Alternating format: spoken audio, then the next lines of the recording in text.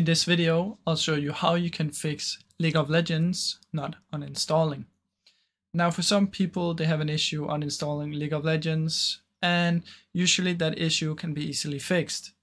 Now what you want to do is you want to open up Task Manager, and from in here you're going to click on Details, select any of these and press L for League of Legends, and then you're going to end task and make sure all of the League of Legends is closed down.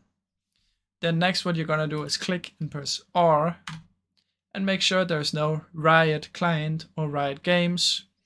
And if you made sure that both of them are closed, you're going to press exit, press Windows button and search for Control Panel.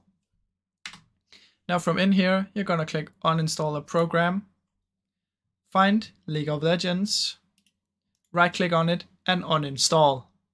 Then it will open up the Riot launcher and you're going to uninstall easily from there. Now usually the problem people have is that their League of Legends, they think it's closed, but it's actually not. And that's why we open up the Task Manager and closing it manually from in there.